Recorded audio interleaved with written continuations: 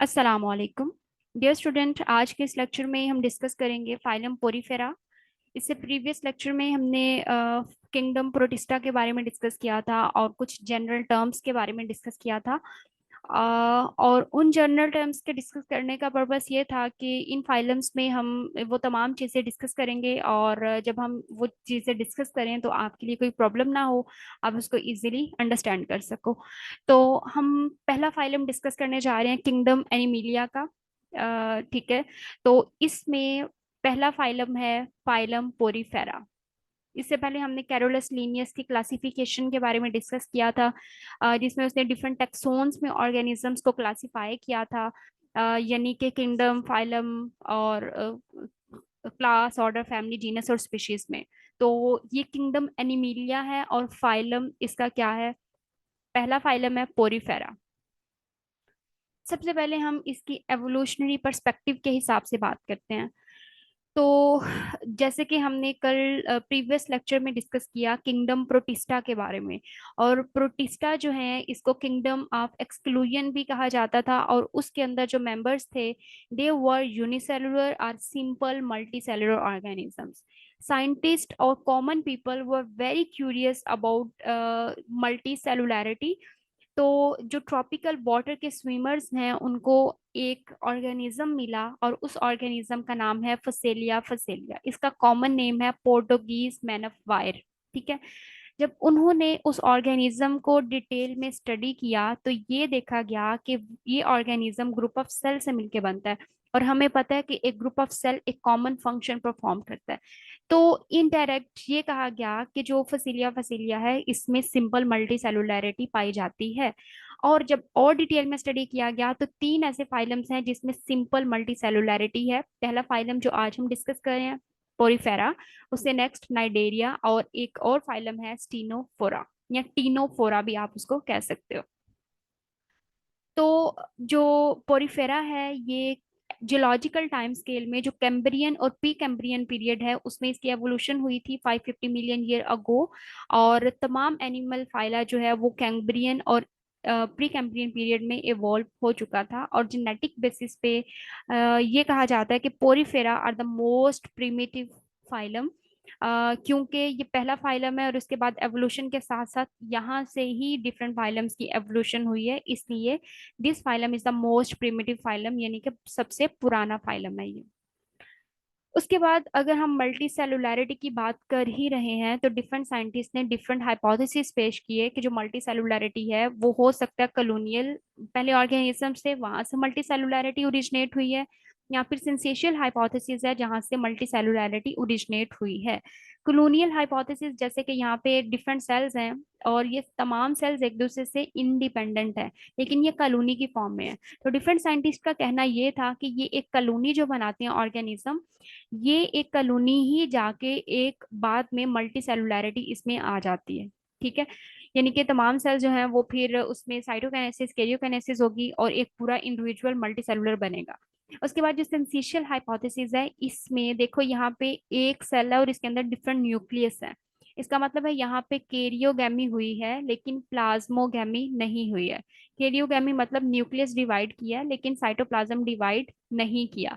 तो ये hypothesis is more accurate then this one, क्योंकि सेंसेशियल हाइपोथेसिस में मल्टी सेलुलैरिटी न्यूक्लियस तो डिवाइड कर गया लेकिन उसके बाद अगर साइटोप्लाज्म डिवाइड करेगा तो ये तमाम जो सेल्स हैं वो एक जो है वो इंडिविजुअल एक इंडिपेंडेंट बनेगा, और यहाँ पे भी डिफरेंट अगर सेल्स हैं तो एक ही इंडिविजुअल में है तो जाहिर है ये मल्टी सेलुलर ऑर्गेनिज्म की निशानी है।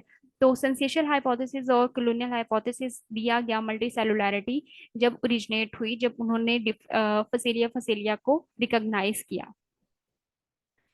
अब अगर हम फाइलम पोरीफेरा की बात करें कि इसका ओरिजिन क्या ये मोनोफाइलेटिक लीनिएज है, क्या ये डाइफाइलेटिक लीनिएज है, या फिर ये पॉलीफाइलेटिक लीनिएज है?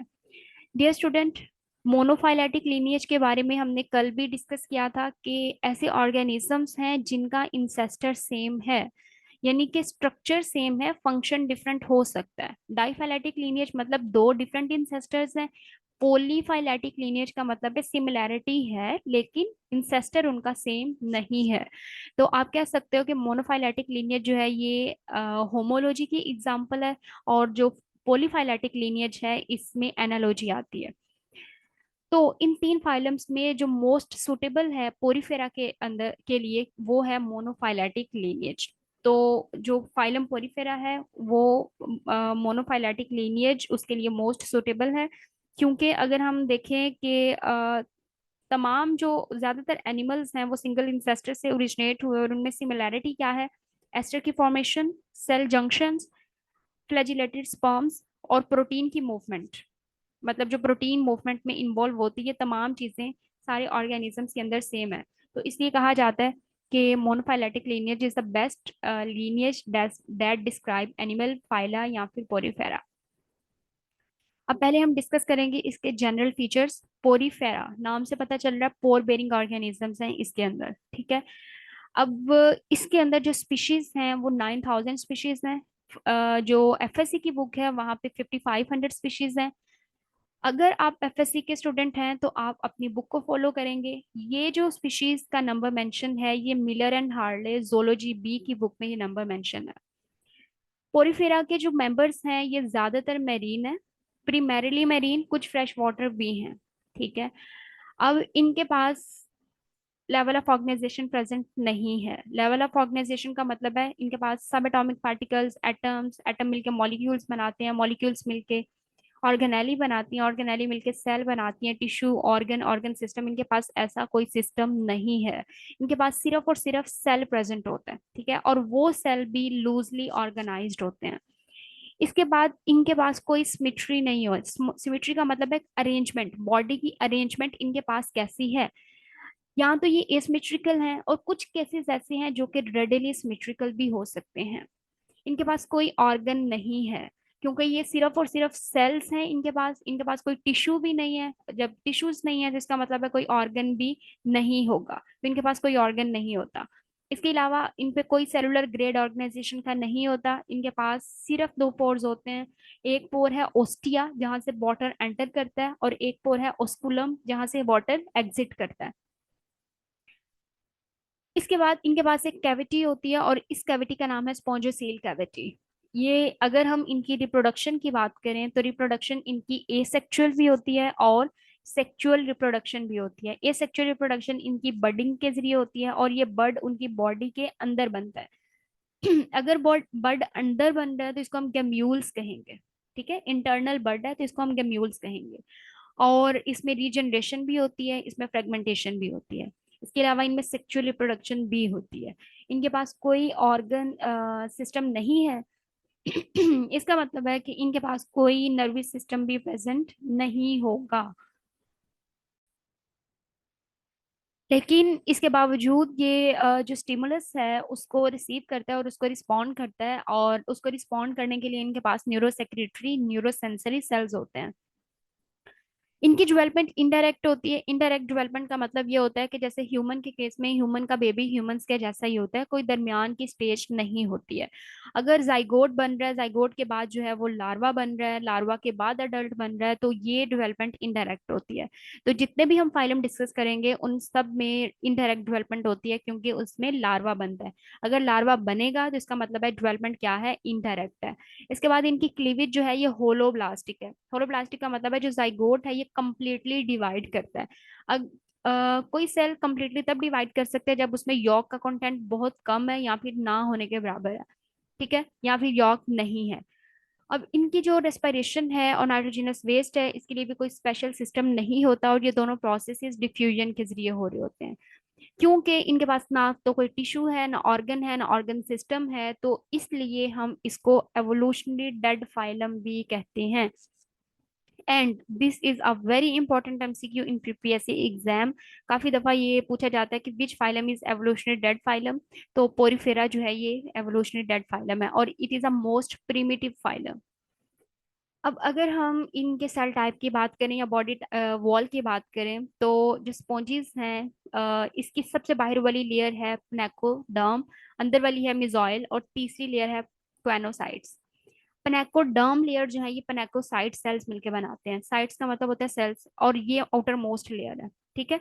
आउटर मोस्ट लेयर है, पनेकोसाइट्स बनाते हैं। अब जो पनेकोसाइट्स हैं इस ये आउटर सेल्स को बनाते हैं, और इसका काम होता है वाटर की सर्कुलेशन में हेल्प करना। दूसरा ये फूड के पार्टिकल्स को फेगोसिटाइज करने में भी हेल्प करता है। और उसके बाद जो है मिजॉइल लेयर, इसकी सेकेंड लेयर होती है।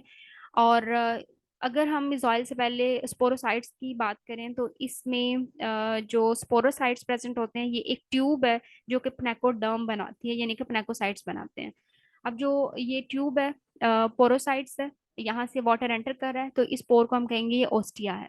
अब जो सेकंड लेयर है वो है मिजॉइल, और ये इमेबॉइड सेल से मिलकर बनती है, और इसका काम होता है रिप्रोडक्शन में भी ये हेल्प कर रही होती है, स्केलेटन को सिक्रीट करने में हेल्प करती है, फूड को स्टोर भी करती है, ट्रांसपोर्ट भी करती है, और कंट्रक्टाइल रिंग भी बनाती है।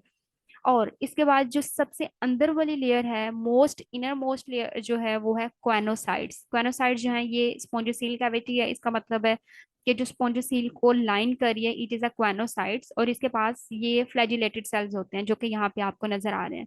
इनका काम ये होता है कि इन्होंने वाटर करंट के अंदर जो फूड के मटेरियल्स हैं उनको ट्रैप करना है, उनको डाइजेस्ट करना है, और इसके बाद ये मिसाइल के पास भेज देते हैं। मिसाइल जो है ये पूरी बॉडी के अंदर इसको डिस्ट्रीब्यूट कर देते हैं। अब अगर इनके स्केलेटन की बात करें तो स्केलेटन इनका स्पेक्यूल्स का भी होता है और स्पॉन्जिन फाइबर्स भी हो सकता है। जो स्पेक्यूल्स हैं ये निडल लाइक होते हैं और अमीबॉइड सेल्स इनको सेक्रीट करते हैं। अब अगर स्पेक्यूल्स हैं तो ये या तो सिलिका के बने होंगे या फिर ये कैल्शियम कार्बोनेट के बने होंगे। और जो स्पॉन्जिन फाइबर्स हैं, ये जो स्पॉन्जिन फाइबर्स हैं इसको प्रोटीन बनाती है, और ये स्पॉन्जिन प्रोटीन होती है। और ये जो हम स्पॉन्ज इस्तेमाल करते हैं बाथिंग के लिए, वो भी स्पॉन्जिन फाइबर्स ही होती है, यानी कि कमर्शियल एप्लीकेशन है इसकी बाथिंग में। वाटर करंट स्पॉन्ज के लिए बहुत ज्यादा इंपॉर्टेंट है, क्योंकि वाटर करंट के जरिए ही फूड इनके पास आता है, और इसके जरिए ही जो वेस्ट मटेरियल है वो बॉडी से रिमूव होता है, और इसके जरिए ही जो लार्वा है वो डिस्पर्स होता है। इसकी बेस पे हमने इसको तीन क्लासेस में डिफरेंशिएट किया है। पहली है एस्कन, दूसरी है साइकन, और तीसरी है leucon. Ascon is the most simplest form. ये मोस्ट सिंपलेस्ट है। क्यों सिंपलेस्ट है? क्योंकि ये जो इसकी वॉल है इसमें कोई इन्वेजिनेशन आपको नजर नहीं आ रही है। सीधा सीधा ये ओस्टिया है, जो पोर्स आपको नजर आ रहे हैं, यहाँ से पानी एंटर होगा। पानी एंटर होने के बाद जाएगा स्पॉन्जोसील के अंदर। स्पॉन्जोसील में जो इसकी लाइनिंग है क्वानोसाइट्स ने की होती है। जो फूड के पार्टिकल्स हैं वो ट्रैप कर लिए जाते हैं, जो वो वेस्ट मटेरियल है वो ओस्कुलम के जरिए बाहर निकाल दिया जाता है। उसके बाद है साइकन। अब यहाँ पे देखो, यहाँ पे थोड़ी सी इन्वेजिनेशन हुई है। अब ये जो बाहर वाली वॉल है पनेकोडर्म, उसमें इन्वेजिनेशन हुई है, और ये इनर सेल वॉल इसने बना दी है। ठीक है। अब जो इनर सेल वॉल है, यहाँ से वाटर एंटर करेगा। डर्मल पोर, ये जो पोर्स हैं इसको हम कहेंगे डर्मल पोर्स हैं। डर्मल पोर के जरिए वाटर इन करंट कैनाल में एंटर होगा। इन करंट कैनाल से ये रेडियल कैनाल्स में एंटर होगा। रेडियल कैनाल से ये स्पॉन्जी सेल के पास जाएगा। अगेन इसका काम वही होगा, और उसके बाद वेस्ट मटेरियल जो है वो साइकिन के जरिए रिमूव कर दिया जाता है। लेकिन जो ल्यूकन है, it is a most complex form, क्योंकि यहाँ पे ब्रांचिंग, जो इन्वेजिनेशन तो हुई है लेकिन उसके साथ साथ ब्रांचिंग भी हुई है। तो इन करंट कैनाल जो हैं उसकी क्या हुई है, यहाँ पे ब्रांचिंग हुई है। उसके बाद इन करंट कैनाल से जो है वो ब्रांचिंग हुई है, यहाँ पे स्पॉन्जोसील जो है वो रिड्यूस्ड होती है, और फिर अगेन यहाँ से वेस्ट मटेरियल जो है वो रिमूव कर दिया जाता है। इनके इन्वेजिनेशन का एक्चुअली काम ये होता है कि जो सरफेस एरिया है वो इसको इन्हांस करने में हेल्प कर रही होती है। अगर हम इनके न्यूट्रिशन की बात करें तो कुछ फिल्टर फीडर्स होते हैं, ज्यादातर फिल्टर फीडर्स होते हैं, और कुछ कार्निवोर्स भी होते हैं। ठीक है। फिल्टर फीडर का मतलब है कि वाटर इसके पास आया, वाटर के अंदर जो भी पार्टिकल्स थे उनको इन्होंने ट्रैप किया और उसी पे फीड किया।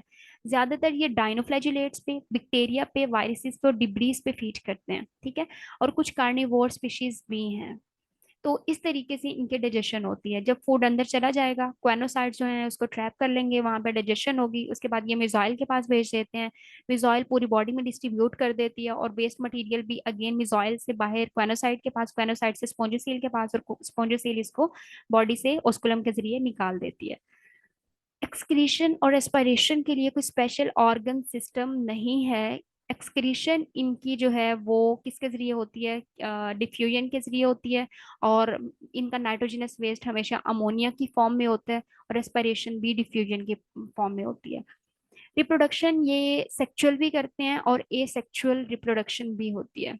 ऑलवेज कीप इन माइंड कि जो ज्यादातर स्पॉन्जेस हैं, बल्कि सारी स्पॉन्जेस जो हैं, दे आर मोनोशियस। मोनोशियस का मतलब है दोनों सेक्सेस एक ही स्पॉन्ज के अंदर प्रेजेंट है, यानी कि मेल और फीमेल, या हर मैफ्रोडाइट भी आप कह सकते हो। लेकिन they never do self fertilization, ये कभी भी सेल्फ फर्टिलाइजेशन नहीं करती हैं, they always do cross fertilization. यानी कि अगर चाहे एक ही स्पॉन्ज के अंदर दोनों सेक्सेस प्रेजेंट हैं, यानी कि फॉर एग्जांपल ये हमारे पास स्पॉन्ज है और इस स्पॉन्ज के अंदर ये मेल भी है और फीमेल भी है, तो कभी भी ये आपस में गैमीट्स को एक्सचेंज नहीं करती। ये मेल गैमीट है, ये फीमेल गैमीट, मतलब ये दो डिफरेंट स्पॉन्जेस हैं। ये मेल गैमीट को देगा और ये फीमेल गैमीट को, तो ये दोनों गैमीट्स फ्यूज होंगे और उसके बाद जाइगोट बनेगा, लार्वा बनेगा और पूरी एक अडल्ट स्पॉन्ज बन जाएगी। ये जो सेक्सुअल रिप्रोडक्शन इस तरीके से होती है। और ये हमेशा प्रोटो एंड्रस होती हैं। प्रोटो एंड्रस अगर हम कह रहे हैं कि ये हर मैफ्रोडाइट है, तो हर मैफ्रोडाइट में भी पहले मेल डेवलप होता है और उसके बाद फीमेल बाकी लाइफ में फीमेल की तरह ये एक्ट कर रहा होता है। ठीक है। अब 2 दिन के बाद जब ये लार्वा बनता है तो वाटर करंट इसकी लार्वा को बॉडी से बाहर निकाल देता है। 2 दिन तक ये स्विम कर सकता है, उसके बाद जो है ये एक सबस्ट्रेटम के साथ अटैच हो जाता है और ये पूरी लाइफ अपनी सिसाइल होके गुजारता है। अब क्योंकि इनकी डेवलपमेंट इनडायरेक्ट होती है, लार्वा बनता है और इसमें जो लार्वा बनता है इट इज एम्फीब्लास्टुला लार्वा, यहाँ पे पैरेन्काइम्यूला लार्वा। होपफुली आज का लेक्चर आपके लिए वैल्यूएबल है। अगर आपको आज का लेक्चर पसंद आया तो प्लीज वीडियो को लाइक करें, शेयर करें, सब्सक्राइब करें। अपना ख्याल रखिएगा। Stay connected. अल्लाह हाफिज।